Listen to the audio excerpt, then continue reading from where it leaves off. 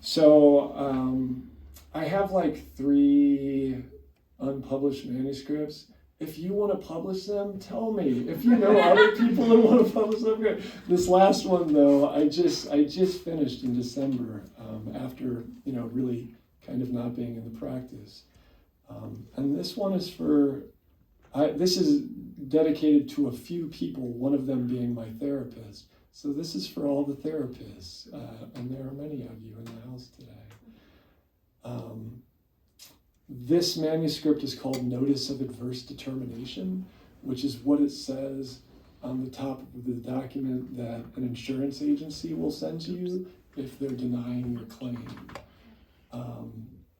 And again, it's very influenced by the teachings of Thich Nhat Hanh and the Plum Village tradition. And so it's dedicated to Stephanie, my therapist, Angela, my wife, 2 folks, Janine and Scott, who are married. This will reference Scott. Scott, what I'll tell you is Scott was sort of my accountability partner during COVID, during the height of COVID. Both of us just being 2 very, very, very mentally ill people. I'm going to give a few more notes of context, and then I promise I'll read. Tomorrow's, I think, 58 years. Tomorrow is the anniversary of Dr. King's murder. And there is a line in here that references what Andrew Young reported to one of my Dharma teachers, what Dr. King did the morning he woke up with them before he was murdered. It starts the morning of the day I was murdered. The line that gets into that starts the morning of the day I was murdered, I woke up. So you'll see that in the poem. I've never read this before, and the reason why is because when I wrote it, I cried a whole bunch, which I don't do. And so I don't think I'm going to cry reading this, but I just don't know. But I really wanted to offer it to y'all, because I'm really, really glad to be here. I think the last thing that I'll say, it has a phrase in it, imprecatory prayer. Imprecatory prayer is prayer for someone else's pain and hardship, meaning please give this person pain and hardship. I'm thinking of Hosea, and Hosea says, give them, O Lord, what wilt thou give? Give them a miscarrying womb and dry breasts, which is such a fucked up prayer. But that's what an imprecatory prayer is. This is called Morning Poem, spelled like the start of a day, for Stephanie, Angela, Janine, and Scott, and for my teacher. This is the last poem in the book. Thank you all so much for tolerating all that patter.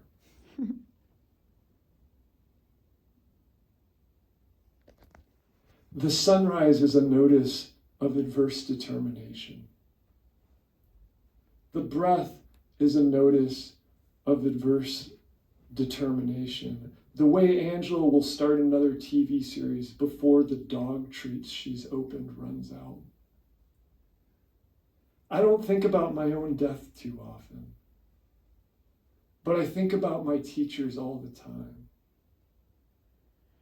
He lays here on this bed with me right now, all 4 legs impossibly still, as if it's happened already. And yet still I cried the other day at work thinking about it while checking my emails. I've been microdosing the Dharma. I've been putting off writing this poem for a month. My teacher says we can all just be part-time Buddhas. My teacher says I am allowed to be a little attached. Say 20%. Nothing is lost. Everything is still possible. The man I saw smoking a cigarette on the street and recording a goose that approached him on his phone. Charlie said to me, "We die holding only our actions." Then he abruptly walked away to meet with our social worker. "Heaven is everywhere," exclaims the 5-year-old prophet while we discuss the grief of losing my mother. I am rightly and roundly astonished at his doctrine. And he then adds, "Even in my butt cheeks." When an eagle lands in the tree does not think it is an eagle. When a scarlet tanager lands in the tree, when a pied-billed grebe nests in the marsh, when a bobolink settles in the grassy meadows, the meadows do not think they are a bobolink. And so it can be with this hatred, with this bloody, seething rage that nests in me.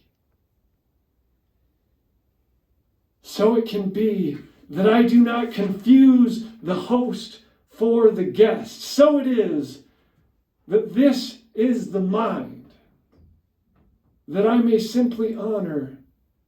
This is how the mind can be. I whisper, "Thank you," to the semi-truck driver who certainly can't hear me, but made space for me to merge. It's what I want to say to all of you. It's what I want to say with this ever more finite breath. My master's voice brings me unimaginable comfort. My master's voice brings me peace. He tells me to sit and he tells me to stay still. He feeds me and takes me on walks. I did an internet search for how long do dogs live, and the results determined a notice of adversity. Mindfulness, yes, but mindfulness of what? Mindfulness of how avoidantly long this poem is getting. The trees in the wind are a wave. I said all this already. The morning of the day I was murdered, I woke up my whole family by hitting them with a pillow one by one and saying, "Wake up, beloved. I'm not hating anybody today. Isn't it wonderful? Breathing in, I nourish my body. Breathing out, I relax my body. Blessed linden with its roots in my yard. Blessed freezing lake seething to mist in the sun. Blessed thistle, blessed suffering, noxious weed, medicinal beyond my wildest joyous night terrors. I am Godspell. I am Godspeed. I am gobsmacked at the nightmare blunt rotation this life is, at its hedonic treadmill, at its mortality salience, at the hug Janine gave me at your peak pandemic funeral, Sangha brother. She sobbed out tears and said into my chest, "He's not in pain anymore." And God damn us all if she didn't mean it, because you jumped off a bridge in Milwaukee, Scott. Like that dream I have sometimes where I'm not flying, but swimming somehow through the air and nothing is lost. And everything is still possible. And here you are, even now, smiling at me, haunting me with kindness and sweetness in this very poem. Blessed morning smoothie which is a prayer to my gut, like a witch brewing something in a cauldron. Blessed snap panel disposable cubicle curtain which separated my loved one, whom I thought had maybe died, from the rest of the world, as if to say, you have arrived. You are home. Blessed zoomies in the snow that my master recklessly dashes himself against. Blessed yank of the leash when my master fiercely craves to know its end. Blessed collar, which chokes his throat in a way he is far too ecstatic to notice. Dear God, I am bursting with you, world, like a lover of the sun. I am blasting from within with poetry and radiating this world with a rodeo of Dharma. The bell rings, and it is joy. The ripples of a bell's ring, little waves in an ocean of joy, the dancing most broken, the tonks most honky, the epiphanies of endless manifestations of the Spirit screaming with beauty to jolt us back to waking. I am the man trying to reach the top of a mountain without a path to walk on. I am the child who is not embraced by the village, burning the village down with the flamethrower of my own words, and I am joy. I myself am joy, even as the village within me smolders. This is whatever the opposite of an imprecatory prayer is. I am the therapist, slowly singing the suicidalist back to himself.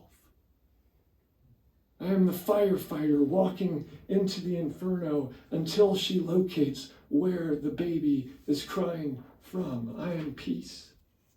I am an ocean of it, and I am going to wash over this city of flames and slake it as effortlessly as this dog lays at my feet. Master, how can I let go? How can I let go of you after all you've given me? After all you've done, after all this suffering you've taught me to befriend? Sweet boy, she says, there's no need to let go. I'm always dying. You're always being reborn. The joys in this existence are infinite and countless. I know so many joys. So many joys. And even still, is there a single one greater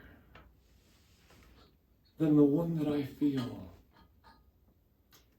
in this bed right now, about to drift to sleep?